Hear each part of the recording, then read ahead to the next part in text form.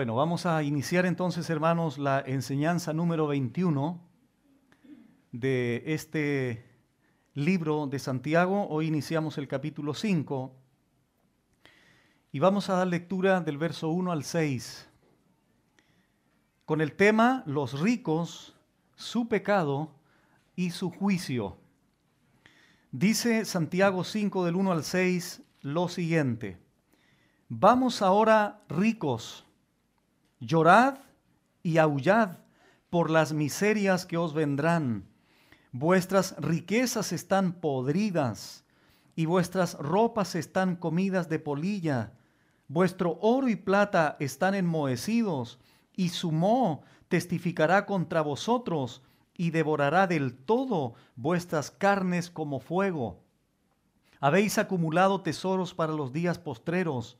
He aquí, clama el jornal de los obreros que han cosechado vuestras tierras, el cual por engaño no les ha sido pagado por vosotros, y los clamores de los que habían segado han entrado en los oídos del Señor de los ejércitos. Habéis vivido en deleites sobre la tierra y sido disolutos. Habéis engordado vuestros corazones como en día de matanza. Habéis condenado y dado muerte al justo, y él no os hace resistencia. Quiero hacer una aclaración pertinente antes de entrar al desarrollo del verso 1 en adelante. Abran su Biblia allí, por favor, en Deuteronomio capítulo 8, para leer algo interesante con respecto a las riquezas. Deuteronomio 8, verso 18. Bueno, aquí del 11 en adelante, Moisés escribe palabras de advertencia al pueblo de Israel para que no olvidara lo que Dios había hecho con ellos. Y dentro de esta advertencia está lo que les dice en el verso 18. Deuteronomio 8, 18. Si no, acuérdate de Jehová tu Dios, porque Él te da el poder para hacer las riquezas, a fin de confirmar su pacto que juró a tus padres, como en este día. ¿Quién les daba el poder a Israel para hacer riquezas? Dios. Por lo tanto, con esto confirmamos lo que decía el hermano Gabriel en la coordinación. Las riquezas como tal no es pecado. De hecho, aquí, si Dios les daba el poder de hacer riquezas al pueblo de Israel, después no los iba a condenar por las mismas riquezas, a no ser que fueran adquiridas de manera pecaminosa o engañosa. Pero Dios le dio el poder a Israel para hacer riquezas. Ahora, noten ustedes allí en Proverbios, hablando Salomón en el capítulo 10, Proverbios 10, verso 22. Hay un pasaje aquí interesante que dice lo siguiente: la bendición de Jehová es la que enriquece y no añade tristeza con ella. Y el apóstol Pablo en 1 Timoteo 6 también dice: la raíz de todos los males, ¿qué es? El amor al dinero. Por lo tanto, lo que Dios condena a la vista del apóstol Pablo es el amor al dinero. Por lo tanto, ¿por qué creí necesario hacer esta pequeña aclaración? Porque las riquezas como tal no son pecado a los ojos de Dios. Por lo tanto, podríamos preguntarnos, ¿por qué entonces Santiago exhorta tan duramente? ¿Por qué Santiago regaña tan duramente a estos ricos? La respuesta es la siguiente: porque estas riquezas de estos ricos las habían obtenido de manera pecaminosa, injusta, opresiva. Además de eso, estas riquezas las habían convertido en su propio Dios. Y eso es lo que ataca Santiago. Para los seres humanos, Santiago, para los seres humanos en general, el dinero desgraciadamente es un fin, pero no un medio.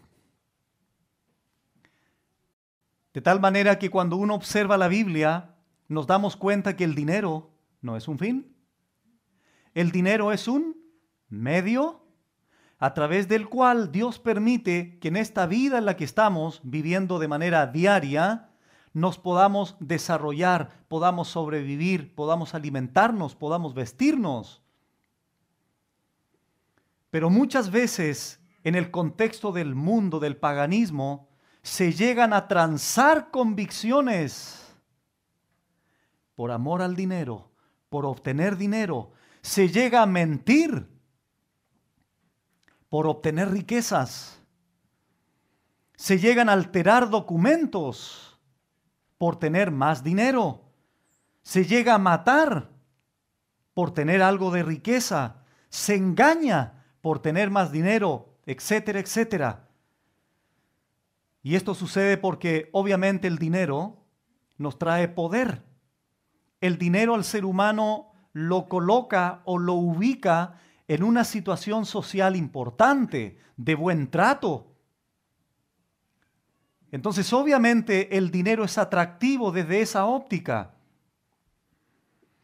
Y curiosamente, amados hermanos, la Biblia habla mucho del dinero. Leí el otro día que se comenta que se habla más de la fe y oración juntas del dinero.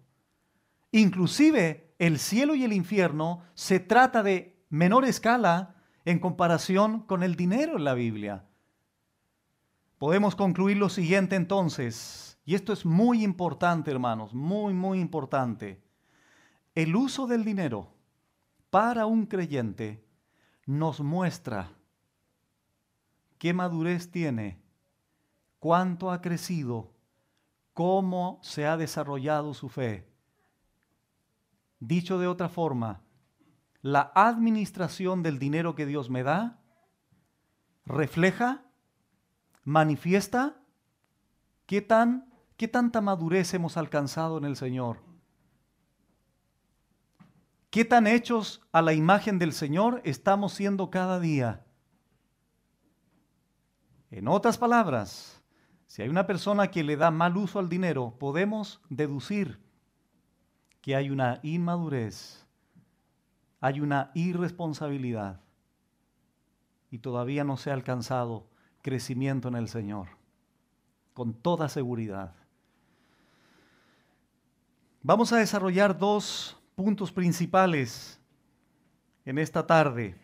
En primer lugar, la advertencia del juicio de Dios a estos ricos. Y el segundo punto será los pecados por los cuales vendría este juicio a estos ricos. Veamos entonces en primer lugar, hermanos, del verso 1 en adelante, la advertencia del juicio de Dios. Verso 1, vamos ahora ricos, llorad y aullad por las miserias que os vendrán. Vamos ahora, ¿recuerdan esas palabritas? Veamos el verso 13. Vamos ahora. Dijimos que es una expresión para llamar la atención del lector, en este caso los ricos. Anteriormente, ¿qué había dicho en el 13? Vamos ahora. Presten atención ahora ustedes los que dicen o los que están diciendo, hoy y mañana iremos a tal ciudad, estaremos allá. Es decir, su mensaje se enfoca en los mercaderes, en los comerciantes judíos. Ahora les dice, vamos ahora ricos.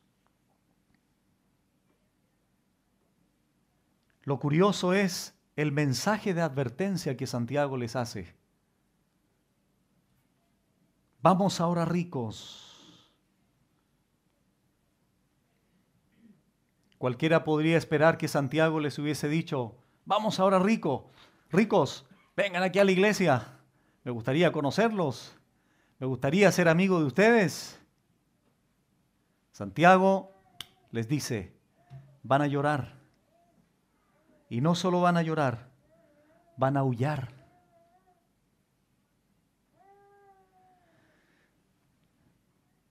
Estas dos palabritas, hermanos, ¿es en razón de qué?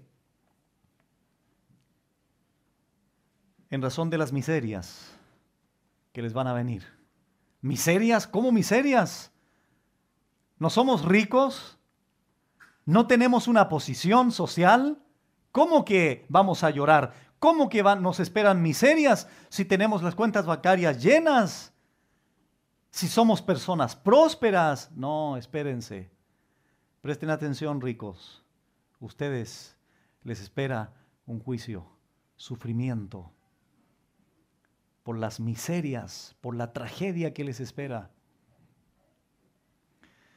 El verbo llorar aquí, que utiliza Santiago, significa sollozar con fuerza o un lamento profundo. Se utilizaba esta palabrita cuando alguien perdía un ser querido. Y el segundo verbo, aullar, significa dar alaridos o gritar. Es como si Santiago, al unir las dos palabras, les dijera: llorad aullando.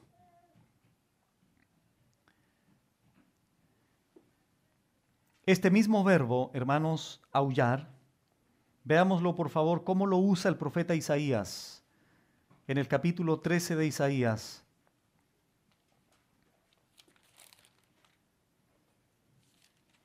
Capítulo 13, verso 6. Santiago está adelantando un juicio y les dice: ustedes ricos lloren y aúllen por las miserias que les van a venir. Y el verbo aullar, miren ustedes cómo lo utiliza Isaías 13 del 6 al 8. Dice: aullad, porque cerca está el día de Jehová, vendrá como asolamiento del Todopoderoso. Por tanto, toda mano se debilitará y desfallecerá todo corazón de hombre, y se llenarán de terror, angustias y dolores se apoderarán de ellos, tendrán dolores como mujer de parto, se asombrará cada cual al mirar a su compañero, sus rostros de llamas. Aquí se asocia el verbo aullar con un sufrimiento, con un juicio intenso. Y eso les dice el profeta Isaías. La idea es similar a lo que Santiago les expresa a los ricos. Ahora miren al ladito en el Isaías 14, 31. Aúlla, oh puerta, clama, oh ciudad, disuelta estás toda tú, Filistea, porque humo vendrá del norte, no quedará uno solo en sus asambleas. Otra vez se asocia el aullar aquí con un juicio, con un dolor, con un sufrimiento a todas estas naciones que estaban oprimiendo a Israel. Al ladito, ahí 15 ahora, 15:3. Se ceñirán de cilicio en sus calles, en sus terrados y en sus plazas aullarán todos, deshaciéndose en llanto. Ahora al lado el profeta Jeremías, en el capítulo 4, verso 8, para ver ahora el concepto de Jeremías con respecto al verbo aullar. Y él dice, Jeremías 4, 8, por esto vestíos de cilicio, endechad y aullad, porque la ira de Jehová no se ha apartado de nosotros. ¿Por qué Santiago utiliza estos verbos? Para dar intensidad al sufrimiento.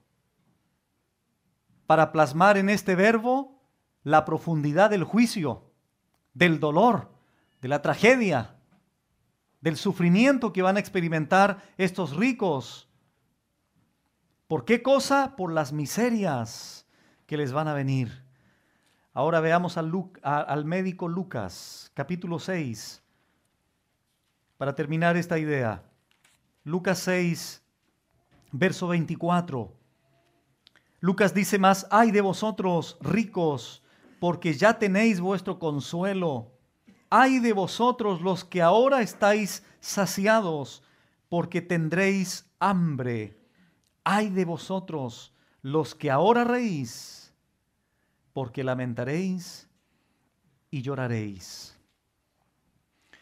¿Dónde vemos ilustrada esta idea de sufrimiento, de miseria, de lloro, de aullar? en la historia de Lucas 16 del rico y Lázaro. Había un rico que hacía comida, hacía banquetes, vestía de lino, vestía de púrpura. Era un hombre pudiente, un hombre próspero, rico, lo que quería lo tenía. Y había un mendigo que comía de las migajas. Resumen de la historia, mueren ambos y son llevados al Hades y al seno de Abraham. Y resulta que ese rico que disfrutaba en la vida, ahora está atormentado, con sed, sufriendo. Y el mendigo, que no era rico, estaba en reposo en el seno de Abraham. Curiosamente, eso ilustra, como digo, el sufrimiento de estos ricos, opresores, injustos. Regresamos a Santiago 5. Ahora, esta riqueza que tenían estos ricos, Santiago las describe. Y él dice en el verso 2 y 3, vuestras riquezas están podridas y vuestras ropas están comidas de polilla. Vuestro oro y plata están enmohecidos y su moho testificará contra vosotros y devorará del todo vuestras carnes como fuego. Habéis acumulado tesoros para los días postreros. Aunque el juicio mencionado por Santiago es aún futuro, hay algo interesante aquí. Su cumplimiento es tan cierto, su cumplimiento es tan veraz, es tan cierto, como digo, que Santiago usa estos verbos en tiempo perfecto. Lo voy a explicar. El texto griego dice así, en el verso 2, la riqueza de vosotros se pudrió y las ropas de vosotros se han apolillado. Y la plata, el oro y la plata se han oxidado. Pero la Reina Valera dice, están podridas. Vuestras ropas están comidas de polilla y vuestro oro y plata están enmohecidos. Pero Santiago lo habla en pasado para asegurar, repito, la certeza y lo invariable del juicio que les esperaba. ¿Cómo estaban las riquezas? Podridas, descompuestas. Esto podría sugerir que dentro de esta riqueza estaban involucrados todo lo que es alimento, comida. Pero eso se pudrió, eso estaba descompuesto, estaba podrido. Las ropas, llámese túnicas, llámese mantos, llámese capas, estaban comidas de polillas. Probablemente porque tenían ahí su guardarropa, su ropero lleno de ropa, pero otros pobres los rodeaban y ni siquiera tenían la disposición de acudir y satisfacer la necesidad del pobre, pero ahí estaba toda la ropa. Tanto así que las polillas se la comían. Esto habla de lo sin sentido de las riquezas, hermanos, de lo vano que esto es cuando se adquieren de manera pecaminosa. Y en tercer lugar, su oro y plata estaban enmohecidos, estaban oxidados. Curiosamente, el oro y la plata no se oxidan, ¿verdad? Son materiales y los utiliza ahí el apóstol Pablo en 1 Corintios 3. El heno, la madera y la hojarasca, fuego, ¿qué pasa? Se deshace todo, representando las obras hechas en la carne del creyente. Pero el oro y las piedras preciosas van a permanecer, porque el fuego no puede contra ellas, obras que Dios va a recompensar. Pero aquí resulta que esta oro y plata estaban enmohecidos. Aquí ropas, oro y plata. Todas estas palabras se encierran todo el bien material que ellos podían tener. Ahora, curiosamente, hermanos, leamos un pasaje de Hechos 20, por favor.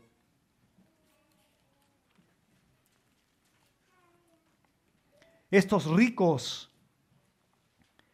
vendían, hacían algo, ya lo vamos a ver, cómo adquirían sus riquezas, codicia, avaricia, codiciaban esto, lo otro, aquello, etc. Y resulta que yo veo ahora, en Hechos capítulo 20, verso 33, y un hombre de Dios dijo esto. Hechos 20, 33, ni plata, ni oro, ni vestido de nadie he codiciado. ¿Qué nos llama la atención? Las mismas tres palabras que se representa la riqueza de los ricos en Santiago 5, vestido, oro, plata. Resulta que veo aquí al apóstol Pablo y él dice, ni plata, ni oro, ni vestido de nadie he codiciado. Aquí vemos la diferencia de un hombre de Dios, el apóstol Pablo, y los ricos llenos de codicia. Ahora, ¿está mal, pastor, que Pablo tuviese plata, algo de oro y vestido? No. No hubiese sido pecado ni pecaminoso que él lo tuviera. Pero aquí Pablo está puntualizando la codicia como tal. No he codiciado eso. Si Dios me lo quiere dar, que me lo dé, porque he aprendido a vivir en escasez y en abundancia. He aprendido a contentarme con lo mucho y he aprendido a contentarme con lo poco. Estos ricos no, querían más y más y más. Ahora vamos a Proverbios 23. Todo lo anterior, hermanos, el óxido, lo podrido, lo comido de polillas, esto nos enseña o nos muestra lo necio que es desgastarse tanto en la vida para alcanzar este tipo de cosas. Aunque tenían riquezas, pero se habían vuelto vanas o sin valor alguno delante de Dios. ¿Qué dice Proverbios 23? Por esta razón, hermanos, miren ustedes, 23, 4 y 5 dice así: no te afanes por hacerte rico. No te afanes por hacerte rico. Sé prudente y desiste. ¿Has de poner tus ojos en las riquezas siendo ningunas? Porque se harán alas como alas de águila y volarán al cielo. Eso es lo necio, de poner la mirada en primer lugar como un Dios, las riquezas. Regresamos a Santiago. Ahora aquí Santiago en la segunda parte del verso 3, cuando dice sumó, testificará contra vosotros. Qué curioso. Aquí se personifica el moho. Se personifica el óxido aquí. ¿En qué sentido? Esta es una especie de ilustración. Ahí en el juicio se va a levantar el moho. Ese moho que caracterizaba la riqueza de estos ricos y que ellos abrazaban tanto en la tierra, resulta que en el día del juicio el moho se para y dice contra ustedes. Imagínate al rico ahí, oye, ¿cómo vienes en contra de nosotros? Si yo te tuve en la tierra, sí, pero ahora testifico contra ustedes ricos. Podríamos decir, ¿son traicioneras las riquezas?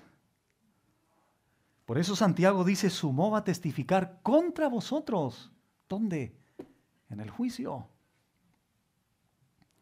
Y resulta que aquello que tanto abrazaron estos ricos, en un futuro juicio, se vuelve en contra de ellos mismos.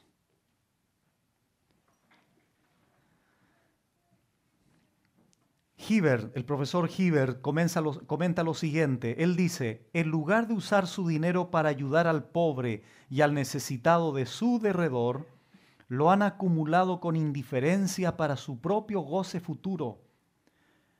Cualquiera que sea el contenido de su testimonio, en el juicio, la acusación de ese moho verificará su culpa. Fin de la cita. Escuché el otro día el testimonio de una mujer llamada Berta Adams en Estados Unidos. Tenía 71 años de edad. Esta mujer murió desnutrida, murió sola, y un día los policías entran al hogar donde esta persona estaba y encontraron un chiquero. La casa estaba llena de cosas sucias, podridas. El inspector, cuando da el informe, él dice: nunca en mi vida había encontrado una casa así. Escuchen, esta mujer llegó a pedir comida de sus vecinos. Pedía ropa usada a los vecinos o se iba a comprar ropa a las ferias. Cuando decidía poder comprar algo o gastar algo de dinero, en eso, cuando comienzan a investigar las razones de su muerte, comienzan a investigar la casa, a abrir cajones, a abrir cajas, qué sé yo, y se encuentran allí con dos cajas. La primera, con alrededor de 700 certificados de acciones, efectivo de $200,000. En la otra caja, $600,000 guardados. Sumando todo, tenía alrededor de $1 millón. La acumulación de esta mujer fue una tragedia de su riqueza. Tenía para ella haber vivido bien y para ayudar a otros a vivir, pero murió como una miserable.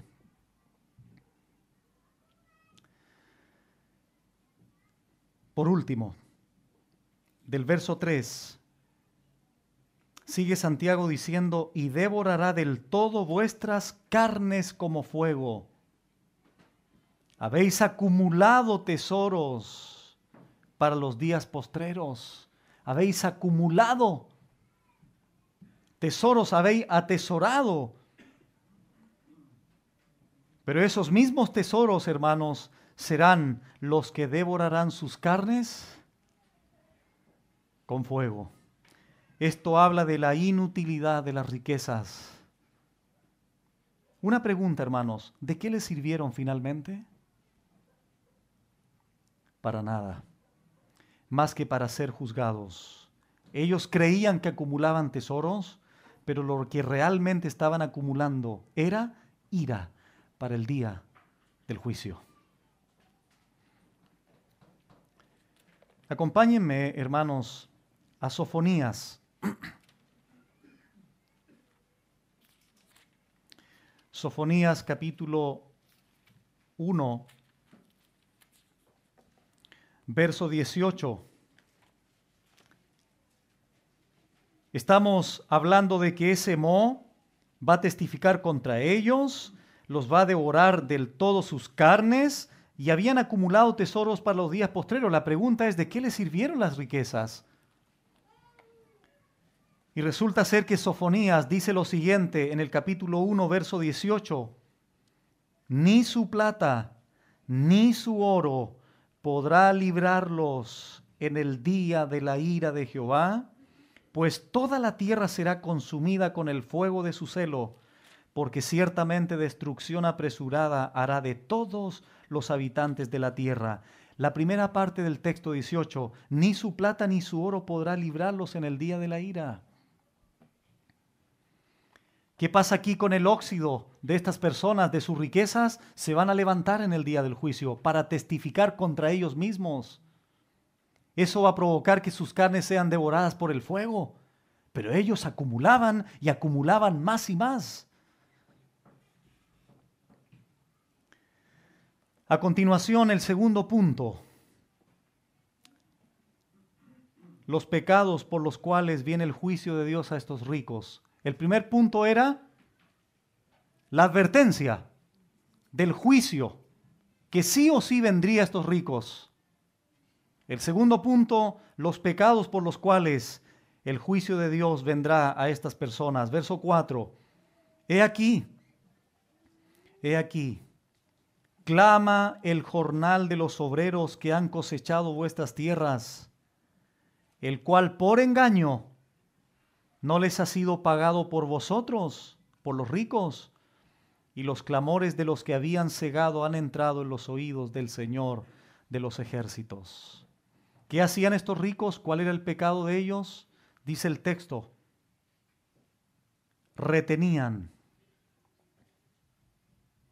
el cual por engaño no les ha sido pagado.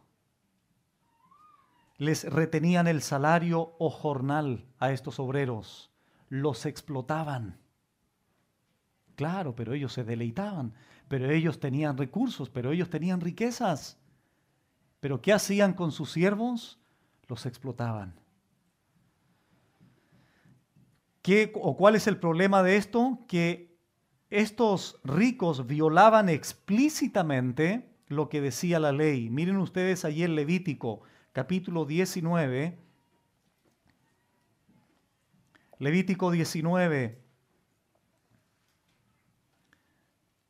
verso 13. Estos obreros cosechaban sus tierras y los ricos se aprovechaban de ellos, de estos pobres. ¿Qué dice Levítico 19, 13? No oprimirás a tu prójimo, ni le robarás. No retendrás el salario del jornalero en tu casa hasta la mañana. El trato hebreo era el siguiente. ¿Cómo nos pagan a nosotros? Aquí en este país, mensualmente. En México pagan quincenalmente. Pero el trato hebreo era, tú trabajas hoy y a la tarde te pago. Trabajas mañana y mañana en la tarde debo pagarte. Lo que acordamos, el jornal acordado. ¿Pero qué hacían estos? No lo hacían.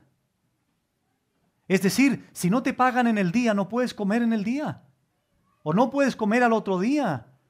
Se aprovechaban de estos siervos, de estos obreros.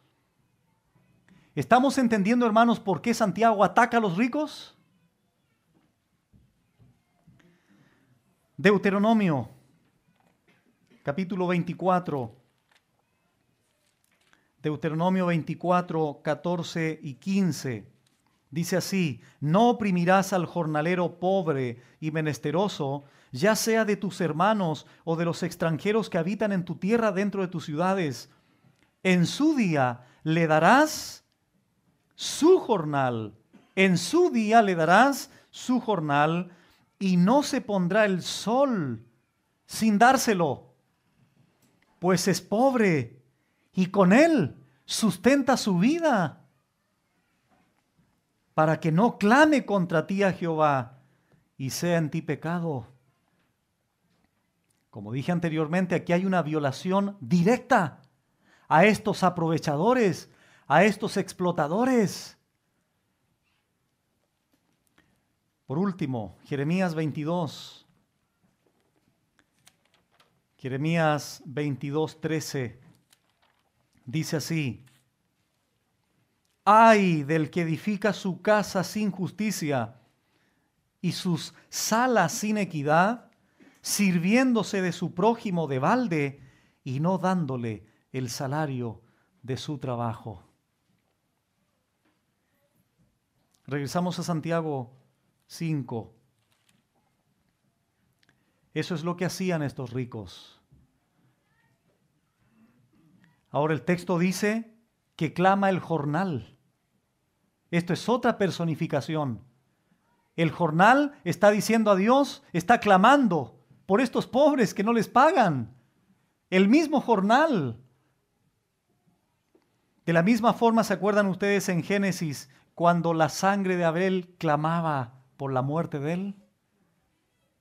Es la misma personificación, pero ahora aquí con el jornal, con el salario de estos obreros, clama el jornal de los obreros. ¿Qué hacían estos obreros? Habían cosechado sus tierras, si eran sus siervos, el cual por engaño, ahí está el pecado de estos ricos, por engaño no les ha sido pagado por vosotros, Pero aquí hay algo muy, muy solemne de Santiago, que es que ese clamor, ¿quién lo había escuchado? Miren, no lo escuchó Dios. O sea, sí, Dios, pero la expresión. No lo escuchó Jesús. Lo escuchó el Señor de los ejércitos. ¿Tú crees que es coincidencia que Santiago utilice esa expresión? El Señor de los ejércitos, como el rey soberano que defiende a su pueblo. Cuidado con aprovecharse de la gente. Cuidado con abusar de la gente. Si bien es cierto, la interpretación directa aquí o inmediata es a los ricos, pero los pobres también se pueden aprovechar de otros. La clase media igual se puede aprovechar de otros. El principio aquí no es de los ricos. El ataque directo es a los ricos. Pero cuidado con abusar con aquel que me produce beneficios. Cuidado con abusar con aquel que por intereses está conmigo y yo lo apoyo. Cuidado con eso. El jornal clamó, pero ¿qué sucedió? Repito, este clamor había llegado a oídos del Señor de los ejércitos.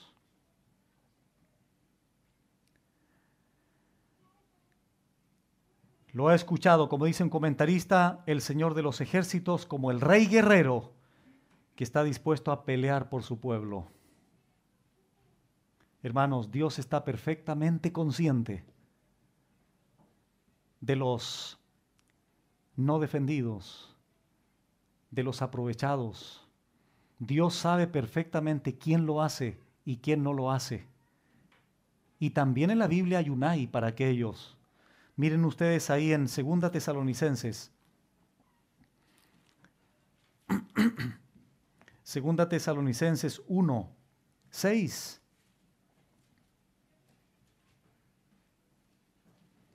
Estos ricos atribulaban a estos obreros y en consecuencia les esperaba un juicio. ¿Y qué dice ahora Pablo a la iglesia en Tesalónica? Segunda carta, capítulo 1, verso 6. Escuchen, hermanos, porque es justo delante de Dios pagar con tribulación a los que os atribulan. ¿Qué dice el texto? Es justo que Dios defienda a los atribulados que son sus hijos por los que son atribulados por otros. Es justo que Dios castigue a esas personas. Y resulta que observo ahora Santiago y Santiago dice, tengan cuidado porque el Señor de los ejércitos ha escuchado el clamor del jornal de los obreros. Así es que les espera un juicio, ricos. Porque nadie atribula injustamente a mis hijos. Regresamos a Santiago.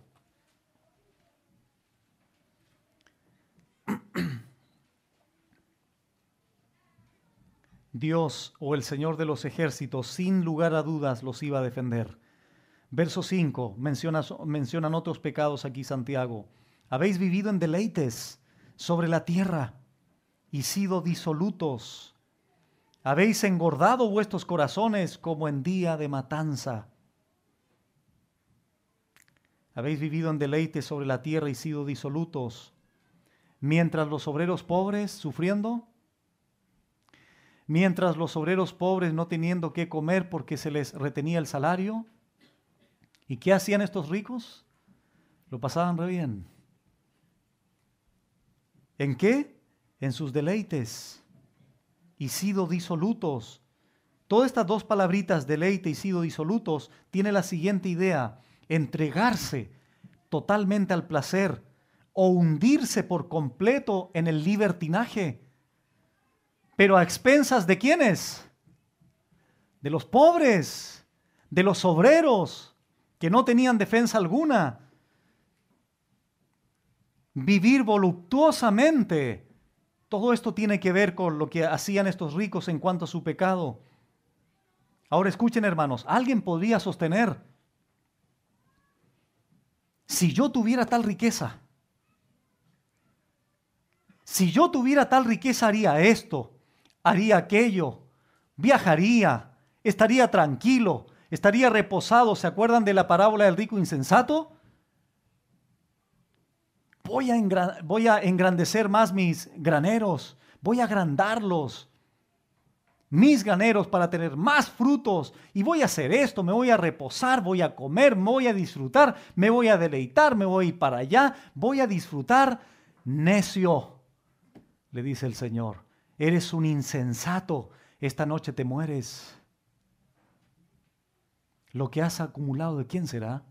Si la riqueza se la llevan las águilas. ¿Alguien podría decir eso?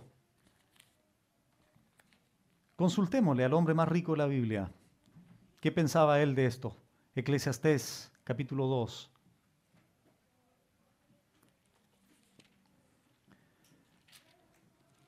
Eclesiastés 2, del 4 en adelante, voy a leer solo el 11.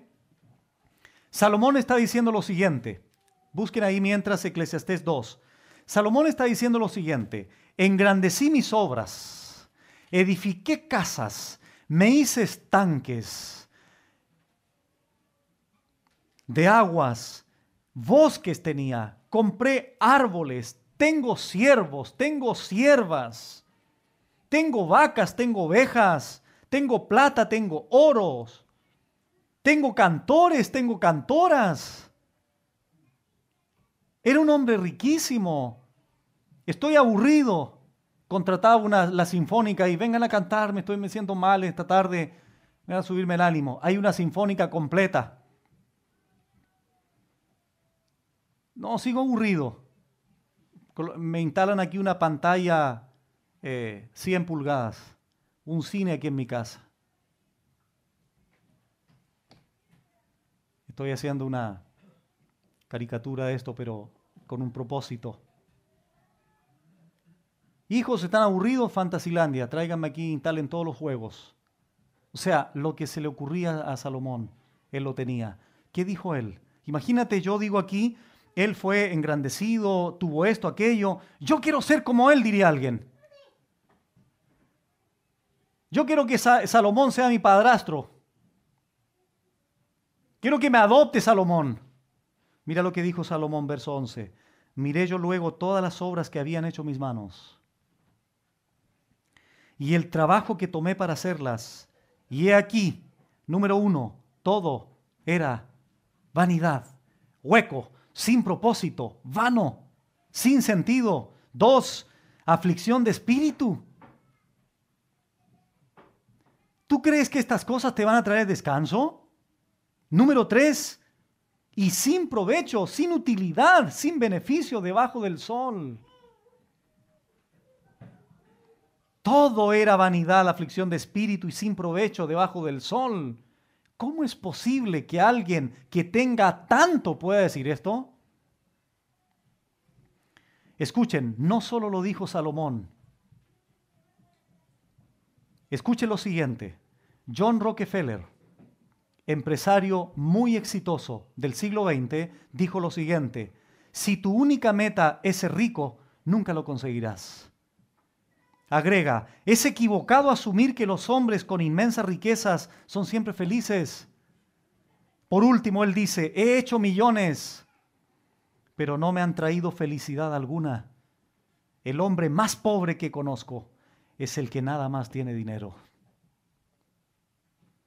Cornelio Vanderbilt, un empresario de barcos y ferrocarriles, él dijo, el ocuparse de millones es una carga muy grande. No hay placer alguno en eso.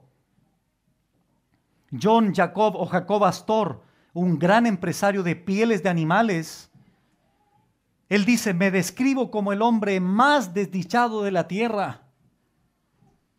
Y por último, Henry Ford, el creador de la compañía Ford, él dice, era más feliz cuando hacía el simple trabajo de mecánico. Se encontró una carta en el bolsillo de un multimillonario que acababa de suicidarse. Miren lo que dijo él. He descubierto durante mi vida que montones de dinero no traen la felicidad. Me quito la vida porque no puedo hacer frente por más tiempo a la soledad y al aburrimiento. Cuando yo era un obrero común y corriente en Nueva York, era feliz. Pero ahora que poseo millones, estoy infinitamente triste y prefiero la muerte. Salomón dijo, todo es vanidad, aflicción de espíritu y sin provecho debajo del sol. Regresamos a Santiago.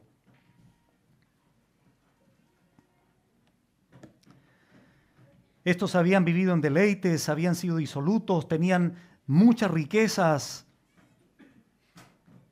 Habéis engordado vuestros corazones como en día de matanza. Esta es una aterradora descripción de juicio. ¿Por qué habla de engordar el corazón? El hermano Gabriel leyó Mateo 6. Porque donde esté vuestro tesoro, allí también estará vuestro corazón.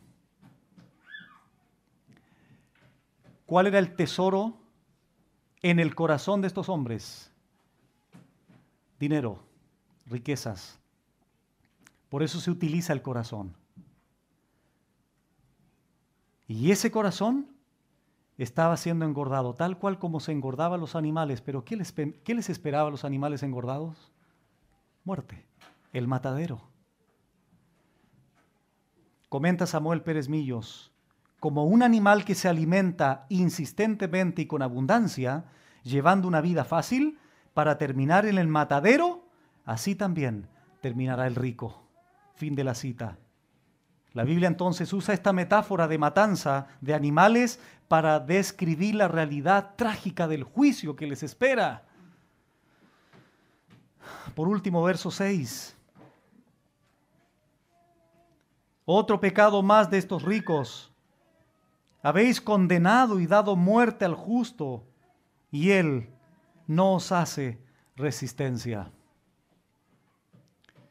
Este pasaje es el clímax de todo el pecado de estos ricos aprovechadores y opresores de estos obreros.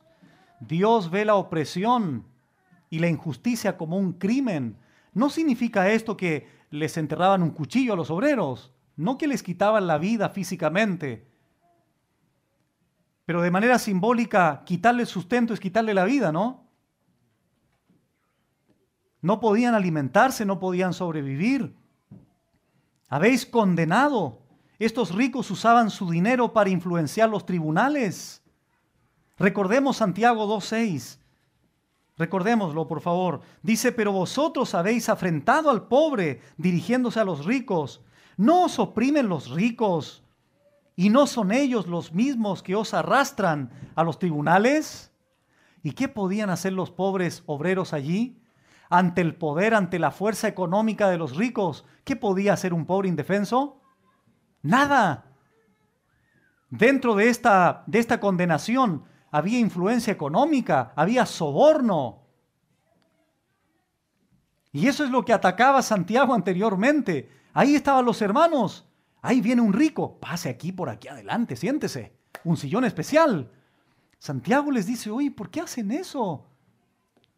Ustedes aquí tratan a los ricos y ellos mismos los oprimen. Dios no hace excepción de personas, eso ya lo vimos. El rico no oponía o no hacía resistencia. Por su limitación, por su poco poder económico, pero hay algo que estos pobres podían pensar. Como dijo el apóstol Pedro, Cristo encomendaba su causa al que juzga justamente. ¿Quién estaba del lado de los obreros indefensos? El Señor de los ejércitos, que ya los había escuchado, que había escuchado el clamor del jornal. Para ir terminando, 1 Timoteo capítulo 6. 1 Timoteo capítulo 6. Quiero hacer una aclaración antes de leer esto, mientras buscan 1 Timoteo 6. Si una persona es bendecida por Dios, recibió una herencia, Dios lo ha bendecido por su trabajo, etcétera, etcétera. Bienvenida sea la riqueza, con tal que la uses de manera piadosa. No estamos atacando, vuelvo a insistir, no estamos atacando la riqueza en sí, sino la actitud del rico que está aquí apuntando Santiago. ¿Qué dice 1 Timoteo 6, 9 en primer lugar? Porque los que quieren enriquecerse caen en tentación y lazo, y en muchas codicias necias y dañosas que hunden a los hombres en destrucción y perdición. ¿Qué les esperaba a los ricos de Santiago? Juicio, tragedia, fuego.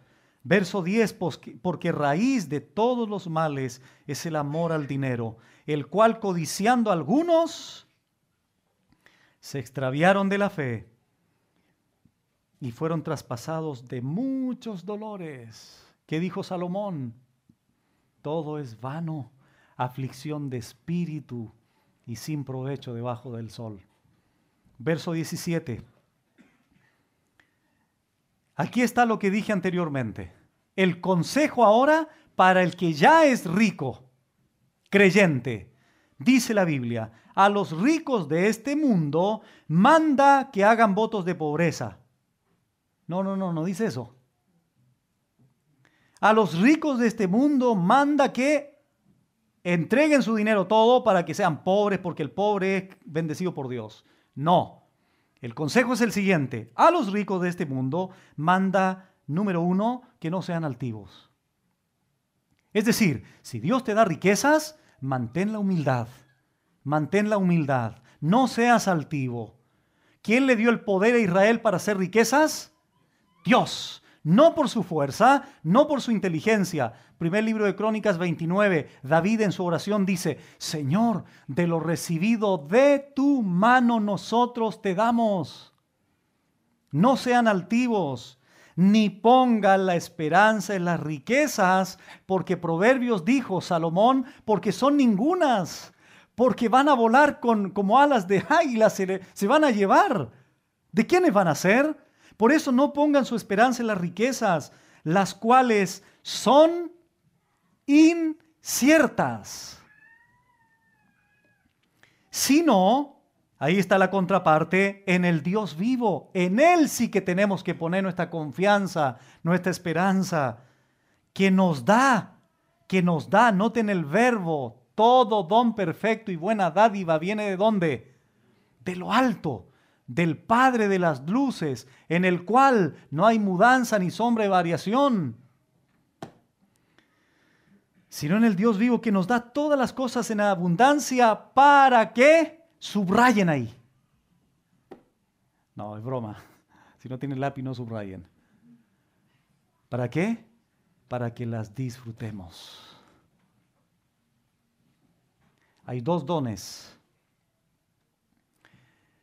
Lo material y el deleite. El auto y el disfrutar. La casa y el disfrute. El dinero y el disfrute. Las buenas vacaciones que vas a tener y el disfrute. ¿Me explico? Una cosa es tener algo material y otra cosa es vivir vacío. Una cosa es tener todo lo que necesitas materialmente y otra cosa es que estés haciendo cosas vanas en tu vida permanentemente. ¿Qué nos promete Dios? ¿Qué nos quiere dar Dios? Todo lo que recibimos de Él, aparte de eso, que podamos disfrutar. Eso es un gran don. Y eso también lo dice Salomón en Eclesiastés. Hay dones que Dios da a los hombres, dice allí, pero no les da el don para disfrutar lo que tienen. Qué curioso. En abundancia para que las disfrutemos.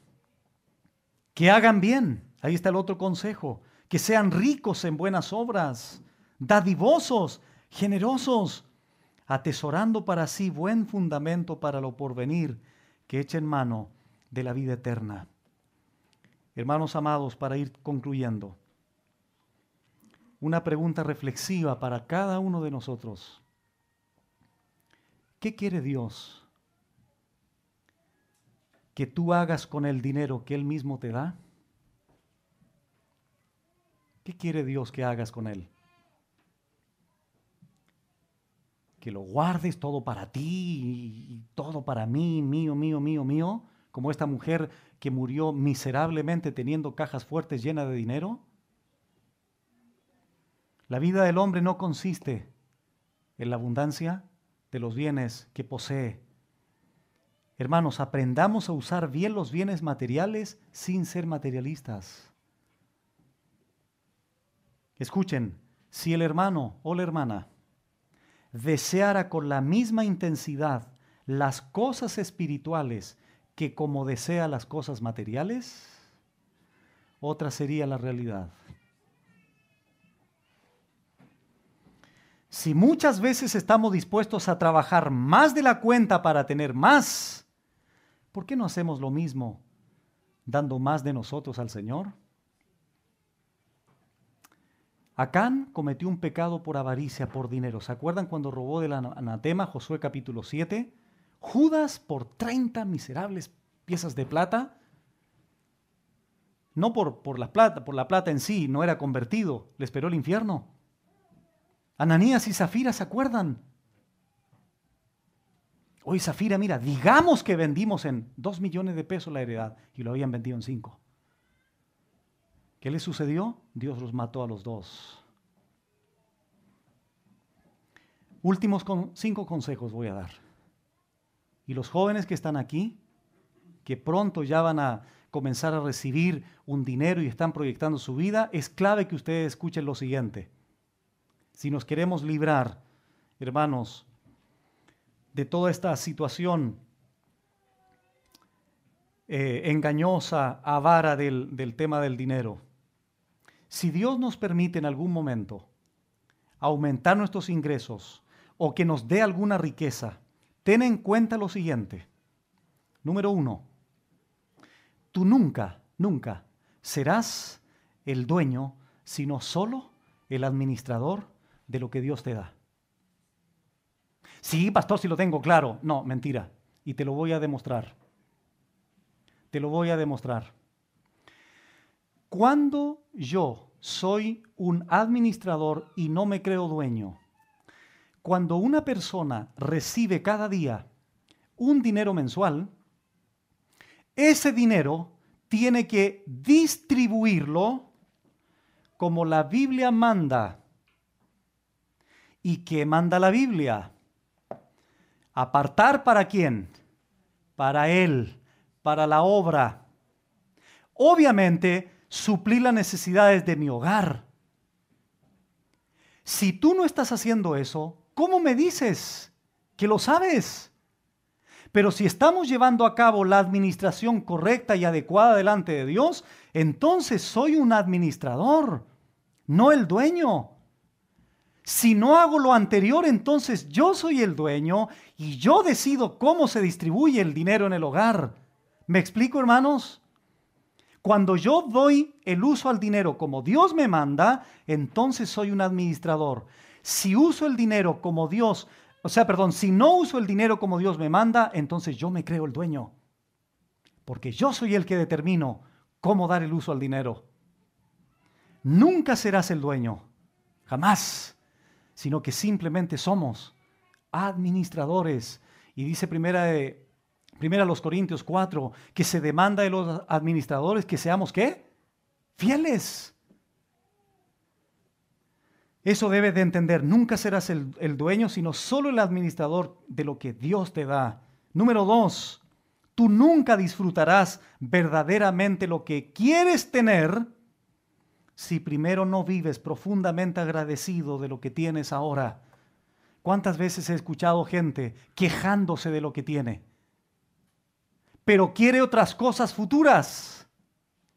¿Por qué no comenzamos a ser agradecidos con lo que ahora Dios nos ha dado? Es que tengo una bicicleta nomás, pastor, no importa. Es que tengo estos zapatos nomás, pastor, no importa. Es que vivo aquí en esta casita. Hay otros que viven debajo del puente. Es que no tengo ni siquiera buena salud. Hay otros que han muerto por enfermedad. Tú estás vivo. ¿Cuándo fue la última vez que le diste gracias a Dios de corazón de corazón, no esa cosa mecánica. Señor, gracias por el alimento, amén. ¿Cuándo has dedicado un tiempo en tu vida a decirle, Señor, gracias, gracias, pero con mi alma, Señor, con mi corazón? No esa cosa mecánica, robótica, verbal. Agradece con tu vida, hermano, no palabras, las palabras se las lleva el viento. Entonces nunca podrás disfrutar lo que Dios probablemente te pueda dar en un futuro si no aprendemos ahora a ser agradecidos.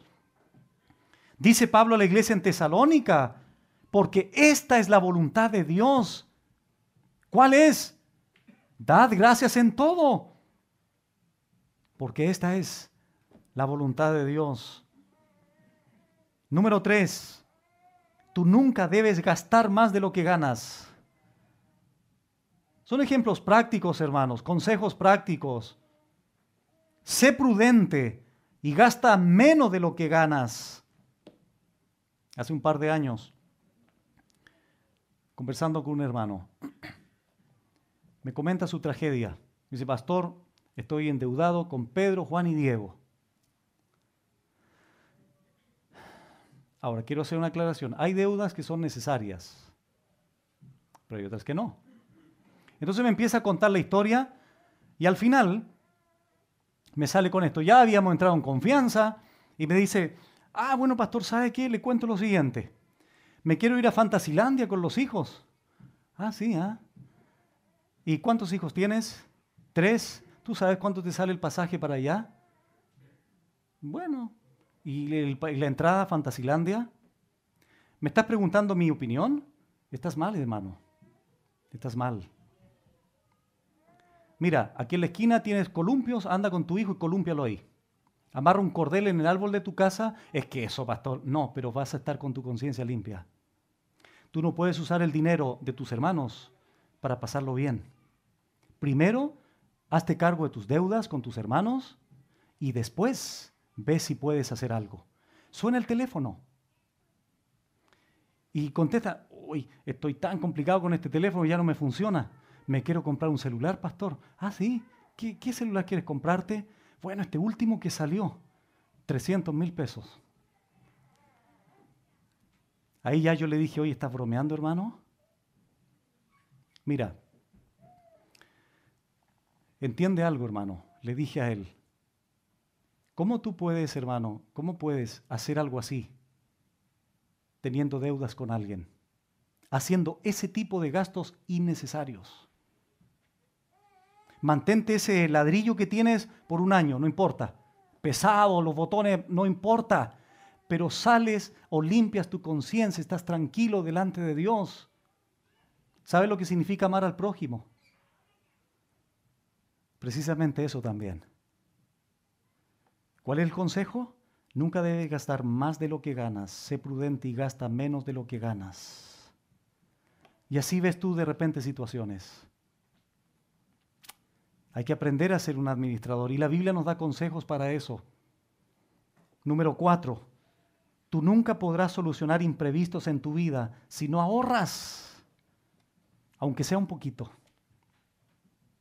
Acostúmbrate a ahorrar. Eso también es bíblico, por si no lo sabías.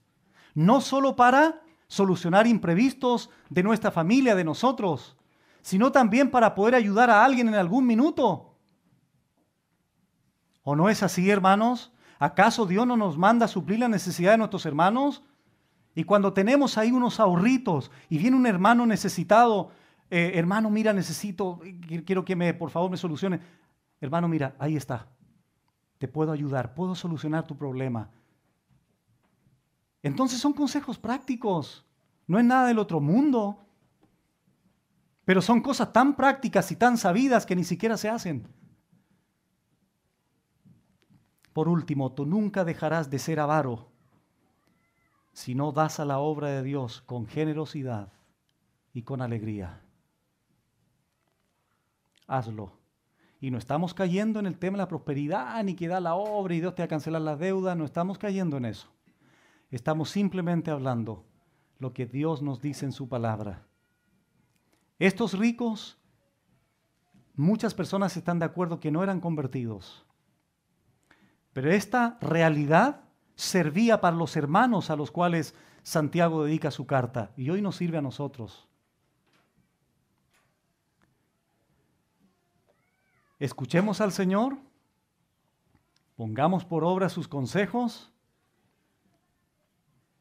y disfrutemos, hermanos, de lo que Dios nos ha dado ahora. Y si Él nos permite algún día poder tener más, que sea también para bendecir más. Pero a estas personas les esperaba un juicio. Les advierte de un juicio y finalmente les muestra los pecados por los cuales ese juicio vendría sí o sí sobre la vida de estos ricos opresores. Y que Dios bendiga a los ricos que nos ven por este canal, que nos escuchan en cualquier parte del mundo y que están administrando sus riquezas de manera piadosa y no como estos ricos engañosos y pecaminosos a los cuales Santiago dedicó su carta.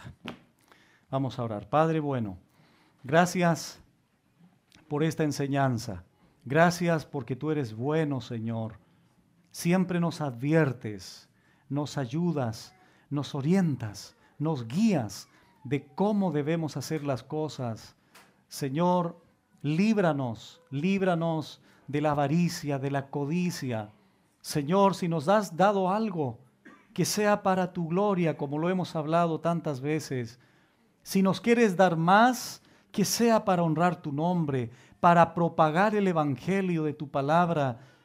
Señor, si vivimos escasez, Señor, que tengamos el mismo corazón para ti.